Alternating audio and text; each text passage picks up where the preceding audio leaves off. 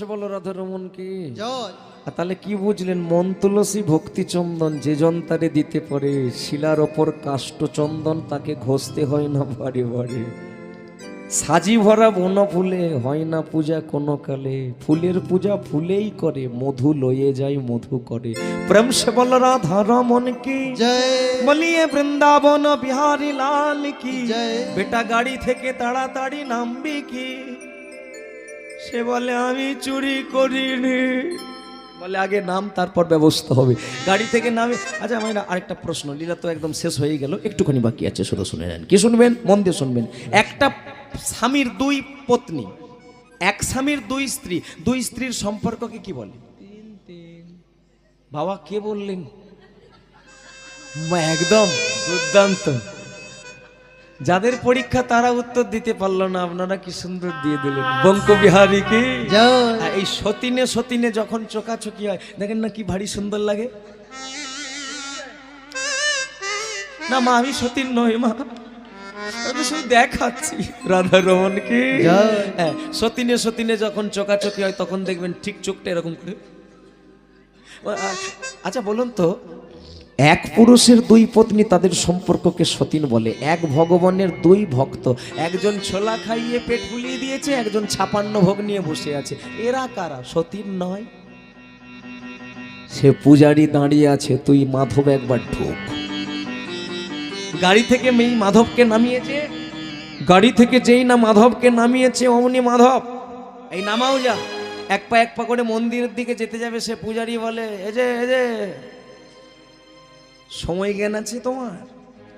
আগে কি আহরি বললাম, আমি কিচ্ছু করিনি। কিচ্ছু দুপুর 12টার সময় ভগবানের খাবার কি? আগে কি করব আমি জানি না, আমি কিচ্ছু বুঝি না। দুপুর 12টার সময় 56 ভোগ দেওয়া হয়েছিল মন্দিরে, তা তুমি ওই তোমার কাণ্ডজ্ঞান নেই, তুমি ছোলা ভাজা খাইয়ে দিলে 12টার সময় ভগবানের ভোগের টাইম। বলে আমি কি করব, আমি তো খাওয়াতে চাই না, ও যদি কেড়ে খাবে আমি কি করব? যাই হোক, তবে তুমি খারাপ কেউ না, এখানে থাকবে। এত যার ভক্তি, এত যার ভাব, বাইরে কেন ঘুরবে? আজ থেকে এটাই নিয়ম, এই মন্দিরে তুমি আমি দুজন মিলে থাকবো, দুজন মিলেই ভগবানের সেবা দেব, দুজন মিলেই মন্দিরে বিরাজ করব। নিতাই গৌর প্রেমানন্দে হরি বল। বলো রাধা রমন কি জয়। জোরসে বলো বঙ্কবিহারী কি জয়।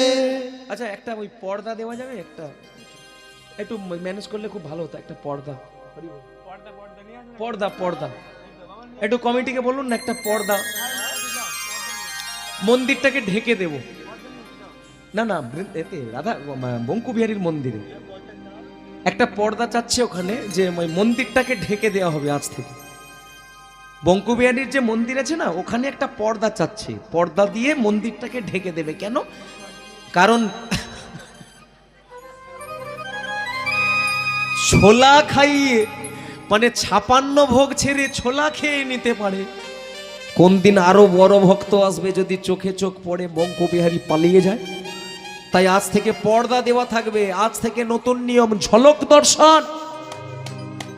আজ থেকে নতুন নিয়ম হলো সেটা কি? ঝলক দর্শন। মানে পর্দা থাকবে, ক্ষণিকের মধ্যে একদম এক ঝলকে দেখে নিতে হবে। কপাল থাকলে পাবেন, নাহলে আবার পর্দা পড়ে যাবে। এই নিয়ম আজও চলে আসছে। যারা যারা বৃন্দাবনে যান একটু দেখবেন, বঙ্কবিহারীর মন্দির থেকে ঘুরে আসবেন, ওখানে গিয়ে দেখবেন পর্দা দেওয়া আছে আজও। ক্ষণিকের জন্য মানে পর্দাটাকে খোলা হয়, বঙ্কবিহারীকে ক্ষণিকের দর্শন, যার নাম ঝলক দর্শন, আবার পর্দা দিয়ে দেওয়া হয়। নিতাই গৌর প্রেমানন্দে হরি বল হরি বল। ওই মাধব বঙ্কবিহারীর মন্দিরেই রয়ে গেল, সারাটা জীবন কাটিয়ে দিল, বঙ্কবিহারীকে পেয়ে তার জীবন ধন্য হয়ে গেল। প্রেম সে বল নিতাই গৌর প্রেমানন্দে হরি বল। ভক্তমণ্ডলী মায়েরা, লীলা সবাই বুঝতে পেরেছেন? কে বুঝতে পারেন না কেউ একটু হাত তুলবেন। সবাই বুঝতে পেরেছেন? তাহলে একবার জোর করে বলো, চলো মাধব দাস কি জয় জয় বলিয়ে, কাটালচোর ভগবান কি, বঙ্কবিহারী কি, বৃন্দাবন বিহারী লাল কি, নিতাই গৌর প্রেমানন্দে হরি বল হরি বল হরি বল। তো ভক্তমণ্ডলী